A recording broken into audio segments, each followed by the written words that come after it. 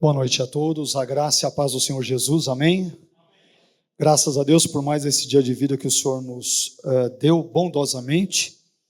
E eu gostaria de começar o nosso culto convidando você, por favor, a abrir a sua Bíblia no livro de Atos dos Apóstolos, no capítulo de número 16 e os versículos 27 a 34.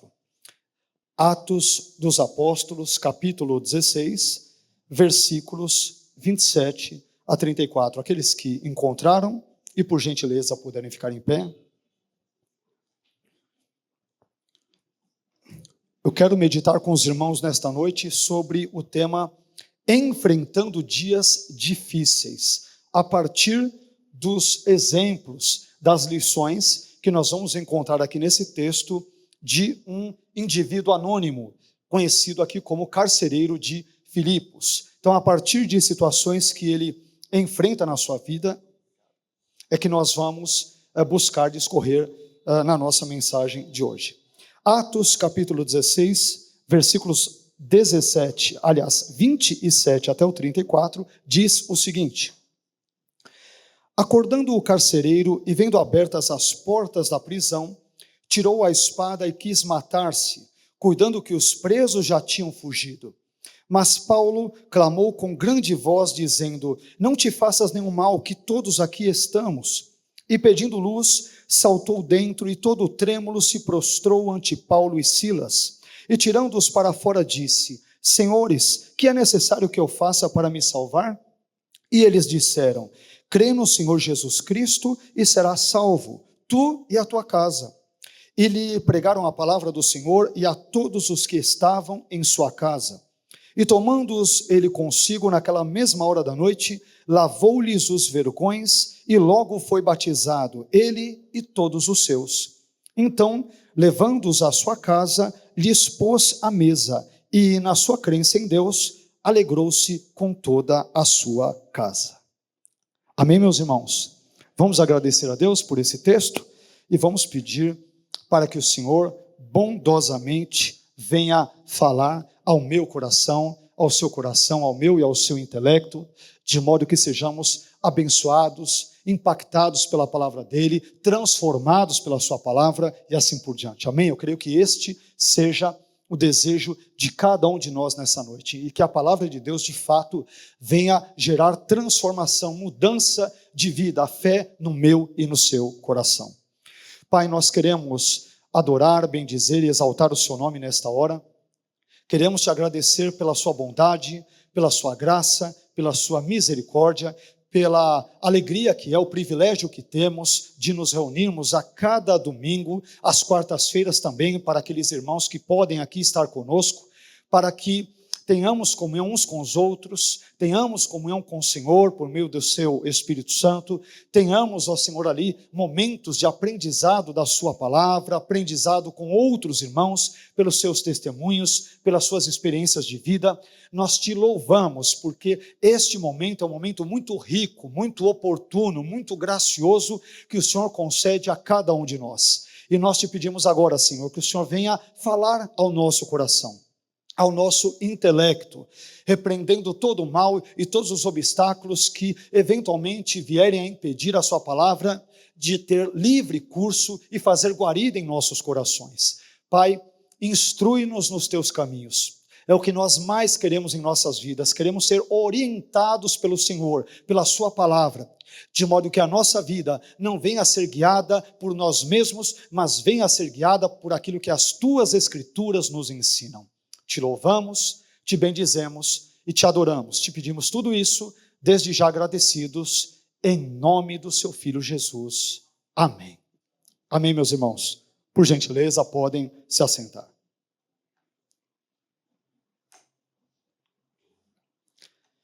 Como eu mencionei, eu quero refletir com os irmãos sobre o tema enfrentando dias difíceis, tendo como base da nossa reflexão, tendo como fundamento da nossa meditação na noite de hoje, esse texto de Atos 16, versículos 27 a 34. Meus irmãos, esse texto bíblico que nós acabamos de ler, ele narra um episódio em uma cidade chamada Filipos, evento este que envolveu Paulo, Silas, diversos presos e também um carcereiro anônimo. O texto de Atos não nos revela o nome desse indivíduo. Mas, só para nós também termos uma ideia um pouco mais detalhada sobre o contexto geográfico, a partir do qual os eventos narrados nesse texto aqui se nos são apresentados, é importante dizermos que Filipos era o nome que fora dado a uma cidade macedônia, no Golfo de Neápolis, e que estava situada, por exemplo, na antiga Trácia, uma das regiões ali da Macedônia. E quando nós retrocedemos no tempo para o contexto do 4º século antes de Cristo, mais precisamente 356 antes de Cristo, nós descobrimos que um indivíduo chamado Filipe II da Macedônia, ele anexou o país até o rio Nestos, incluindo esta cidade, a cidade de Filipos, que ele acabou ali ampliando, fortalecendo-a e ao mesmo tempo dando o seu próprio nome à cidade. Daí o porquê de o contexto da passagem que nós lemos se dar na cidade de Filipos, em homenagem a Filipe II, o Macedônio. Mas, à medida em que nós avançamos ainda um pouco mais na história, nós descobrimos que no ano 42 a.C., Filipos, a cidade de Filipos, acabou se tornando uma colônia romana, status este que, aliás, aparece no contexto amplo do capítulo que nós lemos, mais precisamente em Atos capítulo 16 e versículo 12, que diz que Filipos, já à época de Paulo, era uma importante colônia, neste caso, romana. Mas por que Paulo e Silas, é uma pergunta importante nesse contexto, por que Paulo e Silas, afinal de contas, foram parar na prisão? O que eles fizeram, que atos praticaram, ou que crimes, vamos assim dizer, ali cometeram, a fim de que fossem parar na prisão? Nós descobrimos que Paulo, ele vai parar na prisão com Silas, porque Paulo havia expulsado um demônio de uma moça que possuía um espírito de adivinhação, e esse acontecimento acabou provocando uma série de prejuízos financeiros para os patrões, digamos, desta moça anônima. Então, como resultado desse exorcismo, Paulo e Silas foram parar na prisão.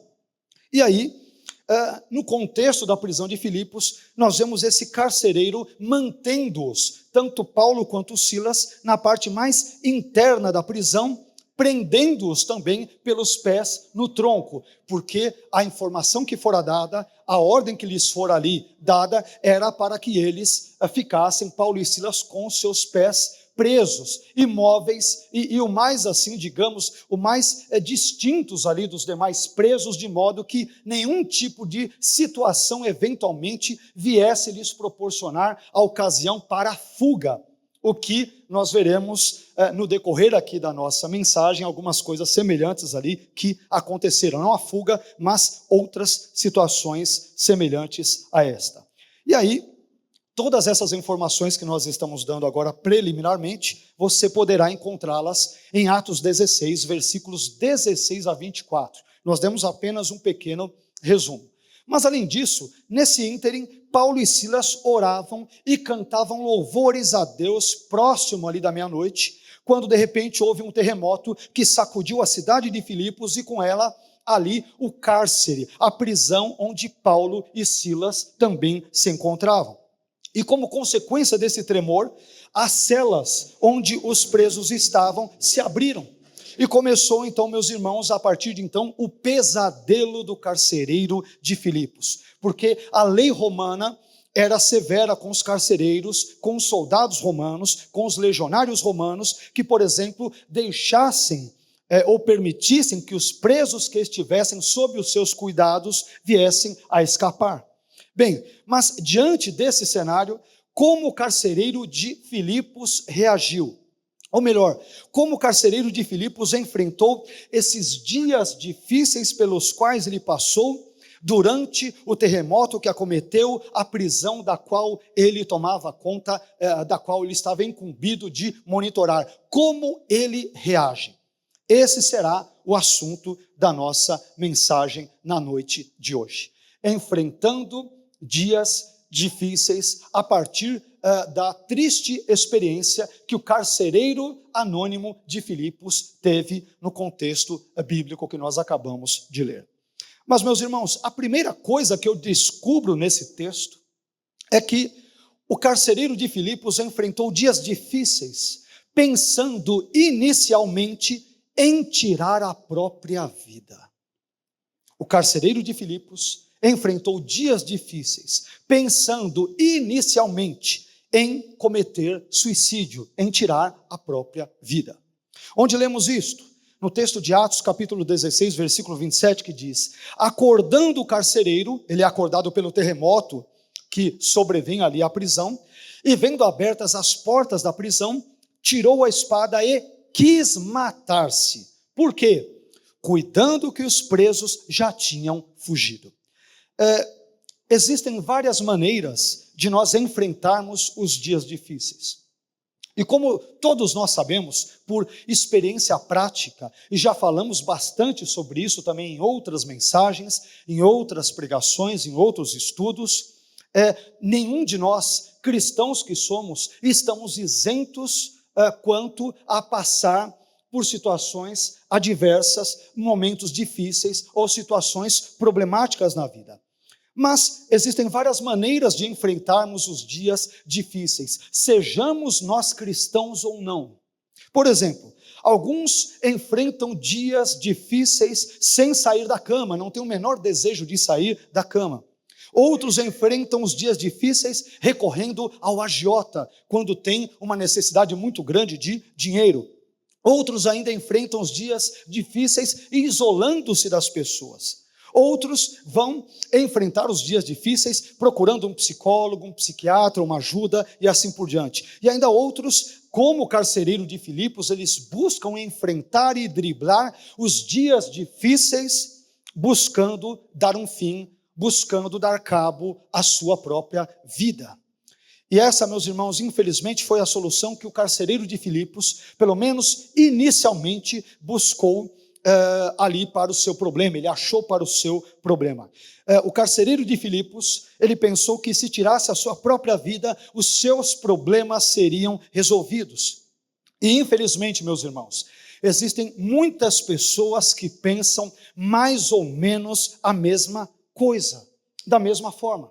Existem pessoas que pensam que a solução para o seu divórcio é o suicídio, que a solução para o seu emprego seja o suicídio, que a solução ali para o autoendividamento que tenham contraído é o suicídio, que a solução para os seus problemas, por exemplo, ministeriais ou espirituais, seja o suicídio. Aliás, nós percebemos, lendo vários noticiários na mídia, sobretudo nas redes sociais, nos últimos meses, aliás, até coisa de 2, 3, 4 anos, bem recentemente, que a mídia noticiou o caso de vários pastores que, por enfrentarem problemas conjugais, ministeriais, familiares, emocionais e tantos outros, acabaram tirando a sua própria vida ou tentando tirar a sua própria vida. Mas eu aprendo aqui que, num primeiro momento, diante de situações adversas, nós estamos sujeitos a pensarmos em cometer loucuras. E não é porque sejamos homens de Deus e mulheres de Deus que estejamos blindados ou vacinados ou imunizados quanto a isso. Quando nós olhamos para a Bíblia, nós vemos homens como Moisés, homem de Deus como Moisés, num momento específico da sua vida, desejando morrer. Vemos algo semelhante ocorrendo com outros homens de Deus, profetas como Elias e como Jonas. Jonas, que ficou tão desgostoso porque Deus perdoara a ímpia ninivita, a ímpia Nínive, com os assírios, com os ninivitas, ele fica tão desgostoso porque achava que Deus deveria dar misericórdia apenas para ele e para Israel, mas não para os ímpios, não para os outros povos. Ele fica tão desgostoso que deseja morrer. E Deus lhe pergunta: Jonas, por acaso é razoável esse tipo de reação? Mas, meus queridos, nós não estamos isentos. a experimentarmos dias difíceis, dias maus, dias problemáticos, e mesmo sendo cristãos ou não, como, por exemplo, não é o caso do carcereiro de Filipos, por enquanto ele ainda não é crente, ele se converterá apenas ao longo dessa narrativa, mas eu descubro que durante dias ou momentos difíceis, turbulentos, aflitivos, nós podemos pensar em cometer determinadas loucuras, que evidentemente não é o desejo de Deus, nem para a minha, nem para a sua, nem para a nossa vida. Mas isso nos leva a um segundo ponto já mais positivo no texto, que é o seguinte: em segundo lugar, o carcereiro de Filipos enfrentou dias difíceis contando com a empatia de Paulo. Ele enfrentou dias difíceis contando com a empatia de Paulo. Vejamos o que diz o versículo 28, Atos 16, 28. Mas Paulo clamou com grande voz quando percebeu que ele queria tirar a própria vida. E vejamos o que Paulo diz: não te faças nenhum mal, que todos aqui estamos. Quando eu falo sobre empatia, a palavra empatia vem da combinação de duas palavras gregas, né? En, dentro, e pathos, que é sentimento ou sofrimento. Portanto, de forma bem resumida, nós poderíamos definir empatia como a capacidade de se colocar no lugar do outro.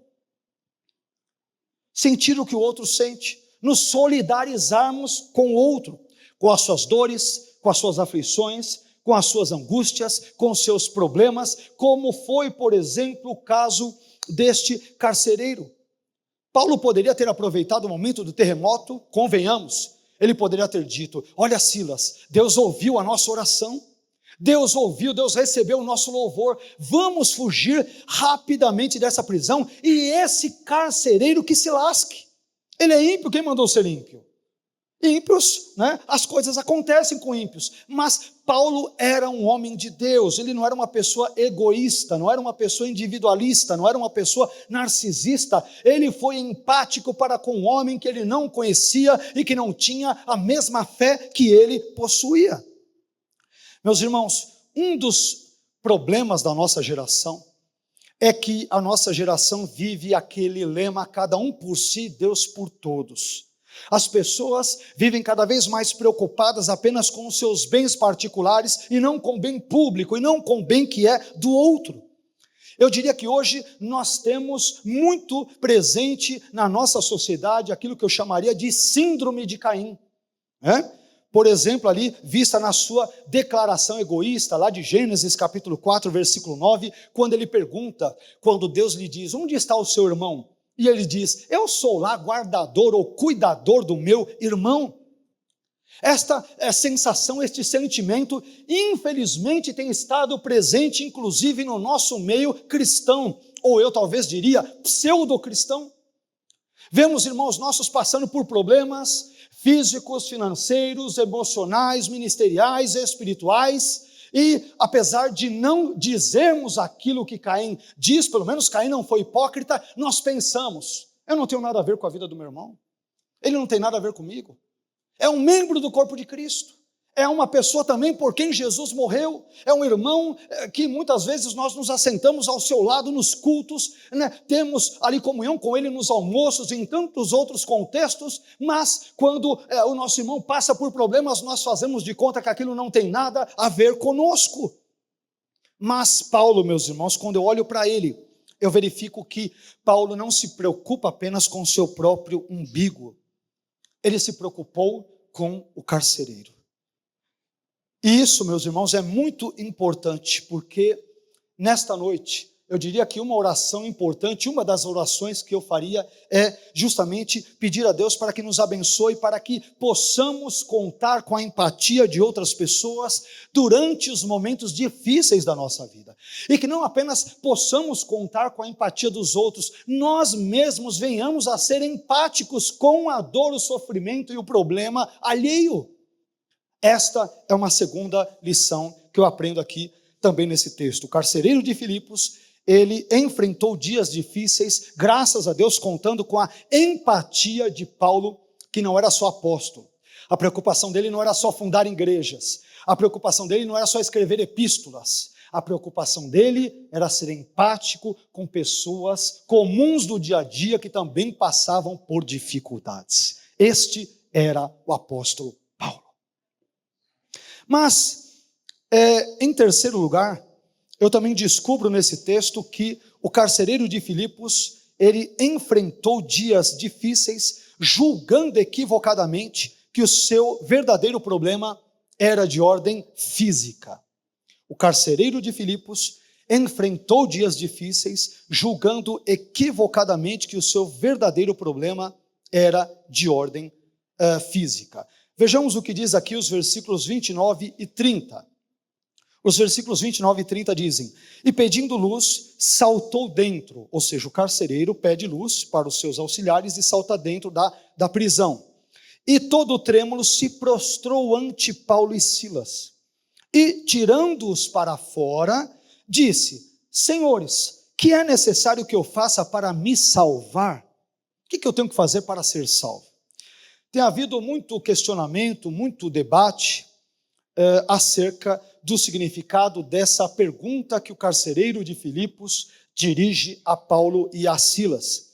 Afinal de contas, quando ele pergunta no versículo 30, o que é necessário que eu faça para me salvar, ele estava aqui desejando ser salvo do que mais precisamente, ou de quem?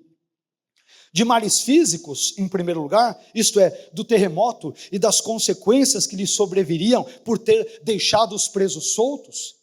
Segundo, de males espirituais, ou seja, da ira dos deuses, lembrando que ele era um carcereiro pagão, ele não era cristão, ele era pagão. Ou terceiro, ele queria se salvar tanto de males físicos quanto espirituais, que combinaria esta explicação, os itens 1 e 2. Bem, a julgar pelo contexto imediato dessa passagem, meus irmãos, parece que o carcereiro estava preocupado com a sua integridade física. Ou seja, ele queria saber como ele poderia se livrar tanto do terremoto quanto da pena de morte que ele possivelmente sofreria pelo fato de todos os presos estarem soltos. Eles não fugiram, mas estavam ali soltos, conforme Atos capítulo 16 e versículo 26. Aliás, só para termos uma ideia, não nos esqueçamos de que os guardas que deixaram Pedro escapar em Atos 12, eles foram severamente punidos por Herodes, conforme Atos capítulo 12, versículo 19. E o carcereiro de Filipos certamente esperava que o mesmo viesse eventualmente a ocorrer também a ele. Além disso, meus irmãos, a interpretação de estudiosos, alguns estudiosos do Novo Testamento, como por exemplo Darrell Bock e Ben Witherington, por exemplo, vai nessa direção. Aliás, Darrell Bock, ele, ao comentar Atos 16, 31, ele diz o seguinte: o carcereiro filipense fica impressionado com suas circunstâncias e pergunta o que ele precisa fazer para ser salvo. Tudo o que ele pode ter dito é como sua vida física pode ser poupada. Mas Paulo responde falando acerca da vida espiritual, chamando para a fé no Senhor Jesus, chamando o carcereiro para crer no Senhor Jesus. E se essa interpretação estiver correta, embora não seja unânime, existem estudiosos como F.F. Bruce que pensarão o contrário. Esse texto aqui, a pergunta do carcereiro, o que eu preciso fazer para ser salvo, era ser salvo em termos espirituais. Então, é um assunto que é debatido e discutido entre os estudiosos. Mas, se a interpretação física que nós demos ao texto, que a meu ver talvez seja mais coerente em razão do contexto imediato dessa passagem, se ela estiver correta, então o diálogo travado entre o carcereiro de Filipos e Paulo, ele deve ter se dado mais ou menos nesses termos. Eles quiseram dizer mais ou menos o seguinte: primeiro, o carcereiro pergunta: senhores, que é necessário que eu faça para me salvar desse terremoto e ou da pena de morte que certamente me será imposta em razão da soltura desses presos? O que eu preciso fazer para livrar a minha pele? Então, Paulo responde: o seu verdadeiro problema, carcereiro, não é de ordem física, mas sim de ordem espiritual. Você deveria se preocupar não com a ira de César por deixar os presos soltos, mas sim com a ira de Deus, porque você ainda não se arrependeu dos seus próprios pecados. Esta talvez seria uma explicação ou uma interpretação, eu diria, mais adequada para esse contexto. Mas o que chama a minha atenção nesse ponto, meus irmãos, é que muitas vezes nós agimos como esse carcereiro de Filipos, tomando essa interpretação que nós sugerimos como sendo a mais adequada. Às vezes nós achamos que os nossos problemas reais ou os nossos maiores problemas sejam físicos, quando na verdade os nossos maiores problemas, eles possuem uma ordem espiritual. O nosso problema não envolve se nós teremos com que comer ou não amanhã, e não estou dizendo que esse problema não seja importante, estou dizendo que não é o mais importante. Nosso problema não envolve apenas pagamento de boletos, não envolve estas situações, problemas emocionais, problemas financeiros, problemas conjugais e outros. O nosso maior problema se dá na esfera espiritual, no nosso relacionamento com Deus. Nós servimos a um Deus santo e, como pecadores que somos, devemos urgentemente nos arrepender dos nossos pecados, senão estaremos sob a ira de Deus. E Paulo coloca a situação do carcereiro de Filipos na sua real perspectiva. O problema dele não era com César, o problema dele não era o terremoto, o problema dele era Deus. Como que ele poderia se ver justificado diante de um Deus que é santo e justo em todos os seus caminhos? Eu não estou negando, meus irmãos, e não estou sendo insensível quanto às nossas intempéries do dia a dia. Quanto a problemas físicos, materiais, psicológicos, psicossomáticos e tantos outros, eles são problemas reais, não estamos negando isto. Mas o que eu estou dizendo é que o nosso maior problema é de ordem espiritual. Somos pecadores, mas vivemos diante de um Deus que é santo, absolutamente santo e justo. Então o nosso problema é com Ele, não é com outras pessoas ou com quaisquer outras circunstâncias da nossa vida. O nosso verdadeiro problema, evidentemente, se não nos arrependermos dos nossos pecados, é com Deus. E é essa perspectiva que Paulo traz, a meu ver, para o carcereiro de Filipos nesse contexto. Mas também nós descobrimos alguns outros elementos importantes nesse texto. Nós também vamos descobrir aqui, em quarto lugar, um ponto que tem a ver com esse que nós acabamos de citar. Também descobrimos que o carcereiro de Filipos enfrentou dias difíceis, descobrindo que o seu verdadeiro problema era de ordem espiritual e não física. Primeiro ele se confunde, e depois ele descobre que o seu verdadeiro problema é com Deus e não com César, não com a lei romana, não devido à soltura de alguns presos naquele contexto.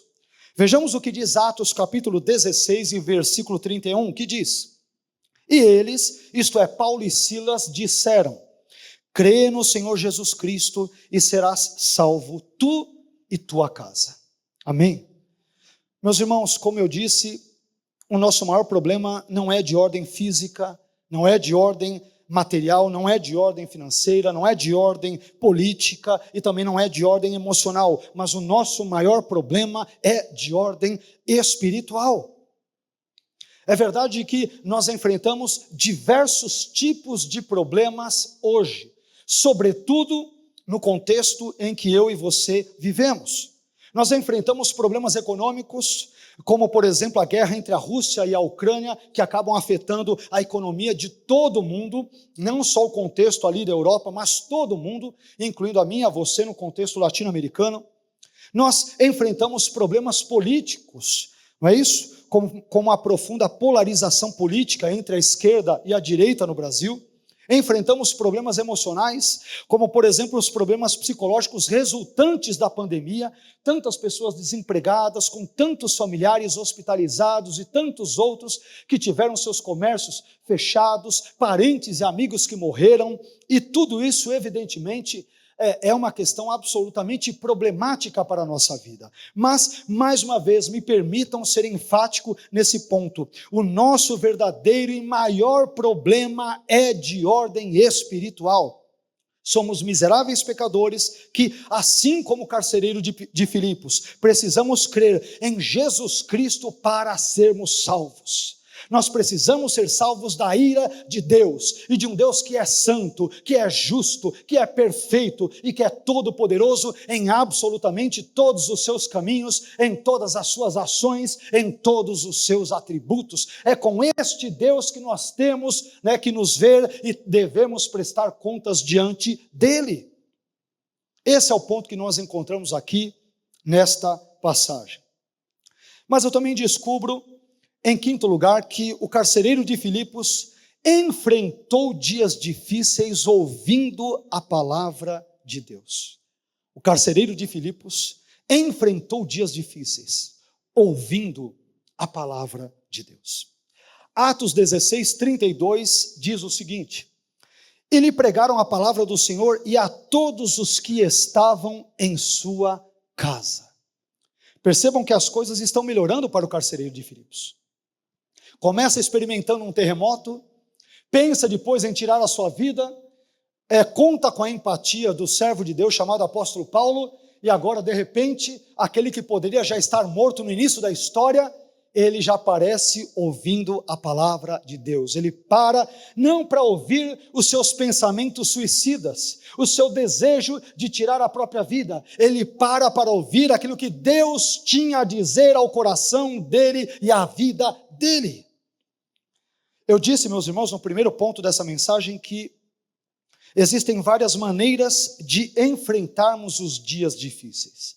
E mais uma vez é importante lembrar, nenhum de nós está isento de passar por tais dias difíceis, problemáticos, angustiantes, aflitivos, terríveis e assim por diante. Nenhum de nós está imune a isso. Nós também dissemos que alguns enfrentam esses dias difíceis não saindo da cama. É aquele dia em que nós falamos, poxa vida, hoje, se eu soubesse que ia acontecer tudo isso na minha vida, eu não teria nem saído de casa, não teria nem saído da cama. Outros enfrentam dias difíceis, como nós também mencionamos, ali, de repente, recorrendo ao agiota para pagar as suas dívidas, ou cometendo uma série de outras loucuras. Mas o carcereiro de Filipos, meus irmãos, depois de pensar em se suicidar, ele acabou descobrindo que a melhor maneira de enfrentar os dias difíceis, quando estes se nos sobrevêm, é ouvindo a palavra de Deus. E por que, afinal de contas, ouvir a palavra de Deus é importante? Por uma diversidade infindável de razões e de motivos. Primeiro, porque a fé vem pelo ouvir e o ouvir pela palavra de Deus, conforme Paulo nos diz em Romanos 10:17. Segundo, porque as sagradas letras podem nos tornar sábios para a salvação pela fé que há em Cristo Jesus, conforme Paulo diz em 2 Timóteo 3,15. Terceiro, porque lâmpada para os nossos pés é a palavra de Deus e luz para o nosso caminho, conforme diz o Salmo ali no capítulo 119 e versículo 105. Diante de trevas, diante de contextos tenebrosos, diante de dias difíceis, não há nada melhor que possamos fazer do que ouvirmos a palavra de Deus e permitirmos que ela seja a bússola que venha a guiar a cada momento e a cada circunstância das nossas vidas. Não permita que as suas emoções volúveis guiem os seus passos. Não permita que uma tristeza profunda, em decorrência de situações pontuais, venham guiar os seus caminhos. Permita que Deus, por meio da sua palavra, venha mostrar para você a verdadeira luz ao fim do túnel, que recebe o nome do Senhor Jesus Cristo de Nazaré. Ele é a solução para todas as nossas circunstâncias adversas, aflitivas e terríveis. Jesus é a solução para a minha e para a sua vida, e não há outra solução semelhante a Ele.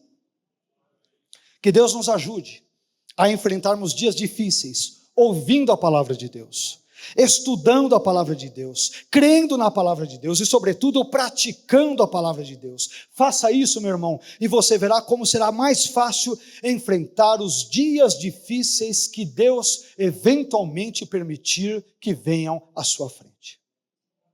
Que Deus nos dê graça para enfrentarmos tais dias, não confiando nas palavras dos homens, mas confiando na palavra infalível, inerrante, eterna, gloriosa e transformadora, que é a palavra do nosso Deus.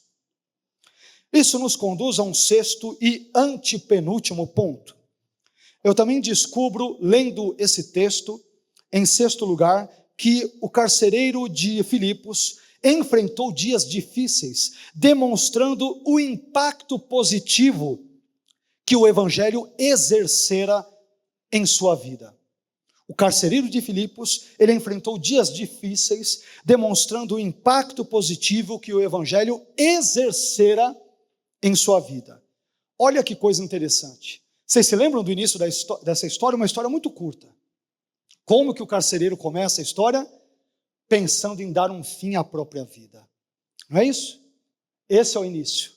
Agora, olha o que acontece com ele quando ele ouve a palavra de Deus pregada por Paulo e Silas. Atos 16, versículo 33, parte A. E tomando-os ele consigo, isto é, tomando Paulo e Silas, naquela mesma hora da noite, lavou-lhes os vergões. Lavou-lhes os vergões.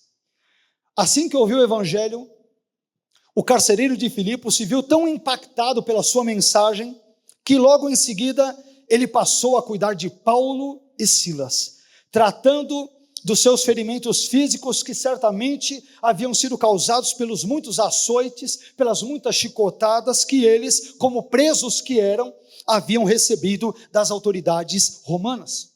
E eu aprendo aqui, meus irmãos, uma importante lição com essa bela atitude do carcereiro de Filipos. E a lição é a seguinte: pessoas impactadas pelo evangelho devem demonstrar mudança de vida e mudança de comportamento. Pessoas impactadas pelo evangelho devem demonstrar mudança de vida e mudança de comportamento. E eu vou te dizer algo agora, como seu pastor, como seu amigo, seu irmão em Cristo. Algo simples, mas bem direto. Se você, meu irmão, conhece o evangelho ou diz conhecê-lo há muitos anos, mas continua a maltratar a sua esposa, ou você, esposa, ao seu marido, continua a falar palavrões, continua a viver uma vida mergulhada na pornografia, continua com uma vida de vícios, continua a enganar o seu patrão quando ele não está olhando para você trabalhando, e continua a viver uma vida cristã de fachada, então não houve verdadeira transformação de vida na sua vida. Você é uma fraude ambulante. Como ocorre a uma das 7 igrejas da Ásia, lá no Apocalipse: tens nome de que vives, mas está morto. Não deveria se chamar cristão, porque tudo que você vive, você pode viver tudo menos o cristianismo. Mas esse carcereiro que pensara em tirar a própria vida versículos atrás, quando ouve o evangelho, algo dentro dele muda. Ele, em vez de continuar a agredir Paulo e Silas, ele começa a tratar-lhes bem. O evangelho muda o coração daquele homem. E foi isso que o evangelho fez um dia na minha vida e na sua vida. Ou eu pelo menos espero que isso tenha sido feito, ou ainda ocorra na minha e na sua vida, quando somos expostos ao evangelho e nós consentimos com o mesmo, a nossa vida é mudada e é mudada para melhor. Como Tiago bem nos lembra, em Tiago 2,26, a fé sem obras é morta. Não adianta dizermos que somos cristãos e não vivermos o cristianismo. Não adianta frequentarmos cultos, como por exemplo aqui às quartas e aos domingos, a escola bíblica dominical às 17 horas, agora o culto às 18, como fizemos, frequentarmos as reuniões de oração, o contexto de comunhão, se toda vez que somos expostos ao evangelho, o evangelho entra pelo ouvido esquerdo e sai pelo direito. Deve haver uma mudança real, palpável de vida, quando nós de fato abraçamos a Jesus como nosso Senhor e Salvador. Deve haver uma mudança real. Se essa mudança não houve, meu irmão, então talvez você corra o risco de estar dias, semanas, meses ou anos enganando-se a si próprio. Talvez você tenha pensado em termos psicológicos que é uma pessoa salva, quando na verdade não é. Talvez você tenha tentado enganar a você mesmo com uma série de artifícios psicológicos, mentais, que te enganaram, fazendo pensar que você era uma pessoa salva, quando talvez, eventualmente, você ainda não o seja. E isso é extremamente sério e perigoso. Que Deus nos ajude, meus irmãos, aqui, para que não nos enganemos a nós mesmos, como o próprio Tiago nos orienta na sua palavra, enganando-nos com falsos discursos. A fé sem obras é morta. Nunca se esqueça disso. Mas isso nos leva ao sétimo e penúltimo ponto, que é o seguinte: o carcereiro de Filipos, ele também enfrentou dias difíceis, se submetendo à ordenança bíblica do batismo nas águas. O carcereiro de Filipos enfrentou dias difíceis, se submetendo à ordenança bíblica do batismo nas águas. Atos 16, versículo 33, parte B diz: e logo foi batizado ele e todos os seus. Esse trechinho também de Atos, que deveria ser, eu diria, um texto de fácil compreensão, ele tem sido objeto também, para variar, de muitos debates. Aqueles que batizam crianças, ou são pedobatistas, eles entendem que a expressão e logo foi batizado, ou seja, o carcereiro, ele e todos os seus deveriam incluir crianças, porque naquelas casas, naquelas famílias daquela época, dificilmente nós não veríamos crianças. Só que quando nós lemos o simples contexto desta passagem, e com todo respeito, evidentemente, àqueles que são pedobatistas e batizam crianças, o texto deixa claro que a maneira do carcereiro ser salvo é a mesma de toda a sua família. Qual é? Crê no Senhor Jesus Cristo e será salvo, você e todos os da sua família que crerem nele como você. E eu te perguntaria, no que uma criança de 6 meses pode crer? Uma criança de 1 ano? Uma criança de 1 ano e 2 meses, que fé ela pode ter se não tem ainda o seu intelecto, a sua razão e o seu raciocínio mais plenamente ou minimamente, eu diria, desenvolvidos? Então, com todo respeito mais uma vez aos queridos irmãos pedobatistas, quando o texto diz, e logo foi batizado ele e todos os seus, entenda-se, todos os que viviam, pelo menos acima ou a partir da idade da razão, e que tinham condições mínimas de, pela graça, mediante a fé, depositar uma fé salvífica no Senhor Jesus Cristo. Porque Deus salva crentes, não é isso? Crê no Senhor Jesus Cristo e será salvo, não só você, mas os seus familiares que se comportarem como você, crendo também no próprio Senhor Jesus Cristo. Não há outro caminho, meus irmãos, para sermos salvos. Temos que, por meio da graça, através da fé, depositarmos uma fé verdadeira, real, sincera, profunda na pessoa e obras benditas do Senhor Jesus Cristo de Nazaré. Amém? O Senhor Jesus nos deixou 2 ordenanças: o batismo nas águas e a ceia do Senhor. E o carcereiro de Filipos, assim que ouviu a palavra de Deus pregada por Paulo e Silas, conforme Atos 16, 32, o texto e o contexto da nossa mensagem, ele decidiu se batizar nas águas. O carcereiro de Filipos buscou enfrentar e superar os seus dias difíceis, se submetendo à ordenança bíblica do batismo nas águas. E o batismo, meus irmãos, o batismo nas águas é uma ordenança de Jesus a qual todo verdadeiro cristão deve se submeter. Porque quando nos submetemos ao batismo nas águas, estamos dando um testemunho público da nossa fé. Quando nos batizamos nas águas, estamos nos identificando com Cristo, tanto na sua morte quanto na sua ressurreição. Por isso, nós cristãos devemos nos batizar e devemos, portanto, nos submeter a essa ordenança bíblica. E é exatamente isso que o carcereiro de Filipos fez nesse texto. E isso irá nos encaminhar, meus irmãos, ao 8º e último ponto, um ponto muito importante da nossa reflexão nesta noite. E esse último ponto, o 8º e último ponto, é o seguinte: o carcereiro de Filipos enfrentou dias difíceis com 3 importantes ingredientes da vida cristã. Quais são? Serviço, fé em Deus e alegria. Que coisa maravilhosa, né? Serviço, fé em Deus e alegria. Lembram-se do início da nossa história? Nós lemos agora há pouco no versículo 27, é um texto muito curto, né, a história dele. Lembram como que ele começa mesmo? Tentando se suicidar, tentando tirar a própria vida. Deus age na vida dele por meio de Paulo, impedindo de fazer isso. Como que ele termina? Salvo, abençoado, e vejamos o que diz Atos 16:34. Então, levando-os à sua casa, o carcereiro de Filipos, levando Paulo e Silas à sua casa, o que ele faz? Lhe expôs a mesa, preparou eles lá para um banquete. Era para este homem, minutos atrás, estar morto, agora ele está servindo.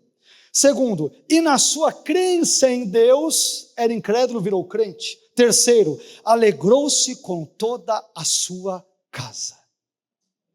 Que texto maravilhoso, né? Sucinto e profundo. Aliás, nós poderíamos dar até outro tipo de nome, outro título a essa pregação, né? Da tentativa de suicídio à salvação em Cristo. Não é? É a história deste homem. Do fracasso à vitória em Cristo. É o título, é a vida deste homem. Cá entre nós, é o título da minha e da sua vida. Porque sem Cristo, eu e você estávamos fadados ao inferno, à derrota, à miséria e ao fracasso.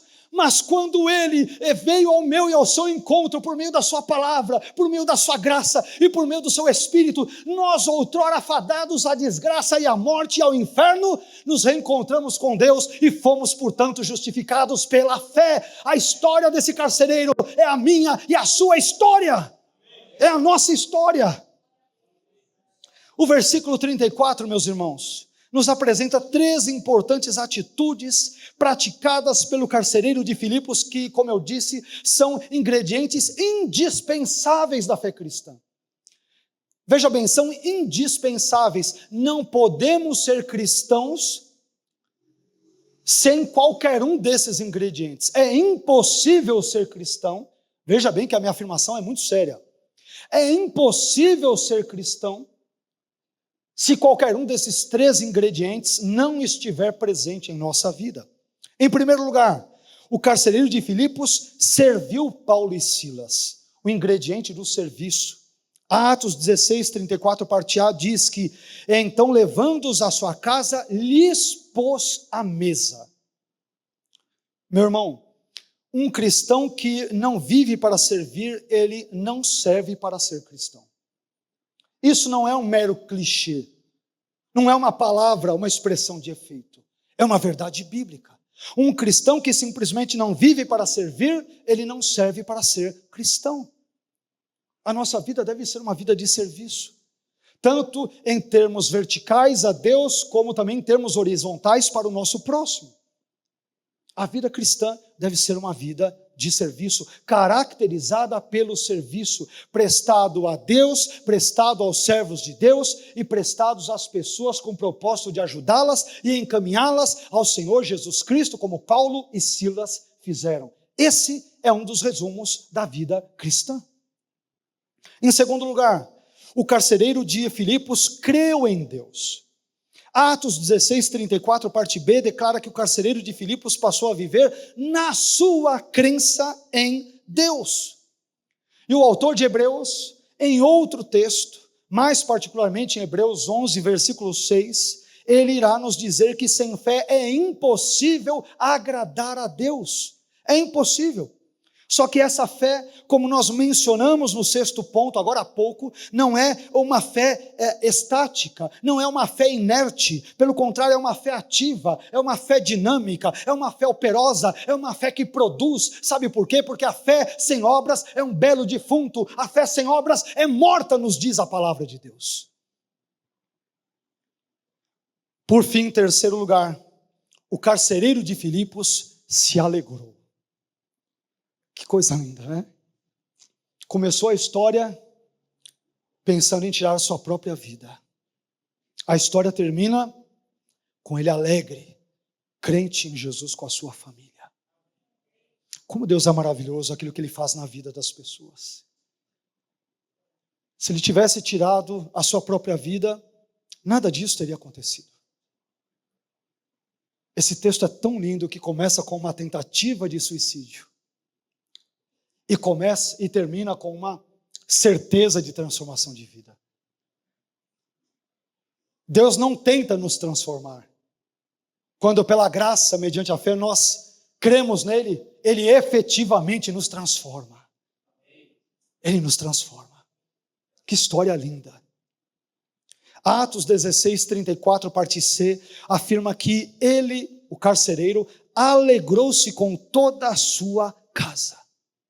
A salvação em Cristo, meus irmãos, deve ser motivo, como eu disse, inclusive, domingos atrás, aliás, no domingo passado, a salvação em Cristo deve ser motivo de grande alegria para e entre os cristãos. Não é isso que Lucas vai dizer? Quando um pecador se converte, há alegria nos céus. A alegria. Se há um elemento que deve caracterizar, que deve nortear a vida cristã, este sentimento, ele é o sentimento da alegria. Somos alegres porque estávamos perdidos, mas Jesus nos encontrou. Somos alegres porque não tínhamos saída, mas encontramos aquele que é o caminho, a verdade e a vida. Estávamos fadados ao inferno, mas Ele desviou-nos dessa rota e pela sua graça nos transportou para o reino do Filho do seu amor. Ele mudou a nossa vida.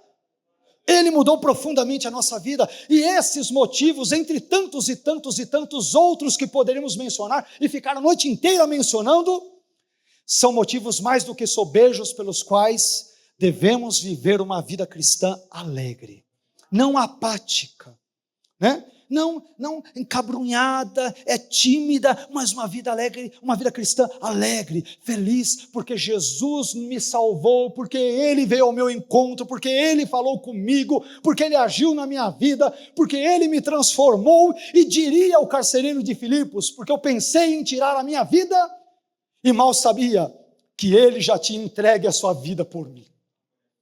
Eu não preciso tirar a minha vida. Ele mesmo deu a vida dele por mim. Eu não preciso mais fazer isso. Eu preciso apenas crer em Jesus.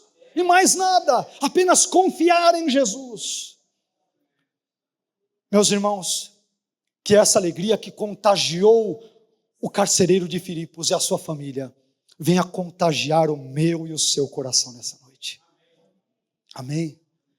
Talvez estejamos com irmãos que estão passando por problemas difíceis. Não faça nenhum mal. Amém?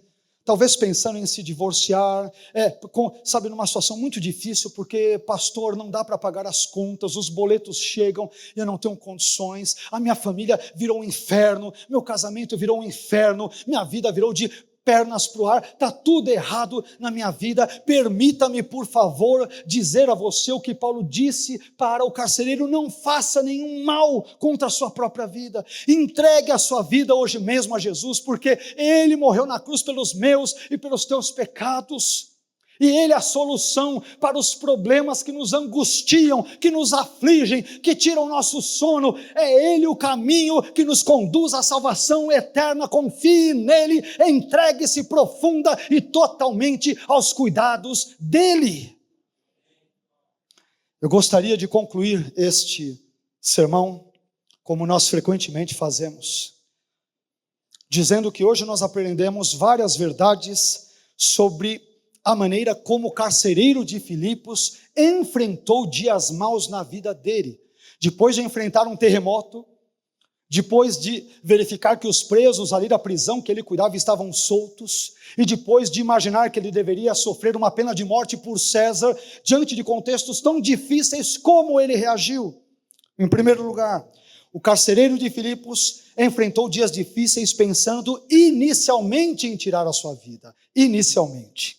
Segundo, o carcereiro de Filipos enfrentou dias difíceis contando com a empatia de Paulo. Que Deus nos ajude a sermos empáticos com aqueles que estão passando por situações difíceis e para os quais às vezes damos de ombros e viramos as costas. Que Deus nos ajude a olharmos para o outro, para a sua dor e sermos solidários. Terceiro, o carcereiro de Filipos enfrentou dias difíceis, julgando equivocadamente que o seu verdadeiro problema era de ordem física. Ele pensou que o problema dele era com César, mas o maior de todos os problemas era com Deus. Ele precisava crer em Cristo, como todos nós precisamos crer, não em nós mesmos, mas no Senhor Jesus. Em quarto lugar, o carcereiro de Filipos enfrentou dias difíceis, descobrindo que o seu verdadeiro problema era de ordem espiritual e não física. Em quinto lugar, o carcereiro de Filipos enfrentou dias difíceis, ouvindo a palavra de Deus. Não se preocupe com o prognóstico dos homens, não ouça homens, mas ouça a palavra de Deus, para que Ele guie você e os seus passos em cada momento da sua vida. Em sexto lugar, o carcereiro de Filipos enfrentou dias difíceis, demonstrando o impacto positivo que o Evangelho exercera na sua vida. Acabou de ouvir o Evangelho de algoz de Paulo e Silas, e de alguém que experimentaram uma tentativa de suicídio. Ele começa a limpar os vergões, as feridas e a cuidar de Paulo e de Silas. O Evangelho deve gerar verdadeira mudança de vida na vida daqueles que dizem crer em Jesus. Em sétimo e penúltimo lugar, o carcereiro de Filipos enfrentou dias difíceis, se submetendo à ordenança bíblica do batismo nas águas. Meu irmão, se você crê em Jesus, mas ainda não se batizou, você precisa fazê-lo a despeito dos seus pecados, porque Cristo te ama, morreu por você, pelos seus pecados, e é necessário que você cumpra e se submeta à ordenança, por exemplo, do batismo nas águas. E por fim, em oitavo e último lugar, o carcereiro de Filipos enfrentou dias difíceis, com 3 importantes ingredientes indispensáveis à fé cristã. Isto é, o serviço, a fé em Deus e a alegria. Que Deus conceda a cada um de nós uma vida de serviço prestada a Ele e à obra dEle. Uma vida de fé nele e também uma vida de alegria por Ele e por causa das coisas dEle. E que esse Deus seja glorificado hoje e sempre em nome de Jesus. Amém? Por favor, pode ficar em pé. Vamos orar.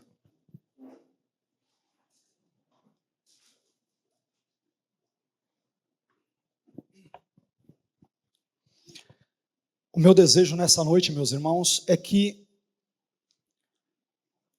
o mesmo Jesus que concedeu um final feliz a este carcereiro, Ele venha também dar um final feliz a cada um de nós. Mas este final feliz, quero lembrá-los, não se encontra neste mundo e nas coisas deste mundo. Este final feliz se encontra no próprio Deus, no Deus Trino, Pai, Filho e Espírito Santo. Não existe verdadeira felicidade fora de Deus. Não existe real felicidade sem que creiamos na pessoa e obras benditas do Senhor Jesus Cristo de Nazaré. O que passar disso é uma falsa felicidade. Amém? Mas que Deus possa encher o seu coração e o meu de alegria nessa noite. Porque Deus graciosamente nos salvou.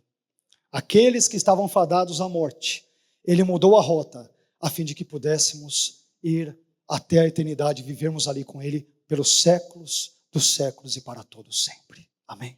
Vamos orar? Pai, eu quero te bendizer, quero te agradecer pela sua bondade, pela sua graça, pelo seu amor, pela sua misericórdia.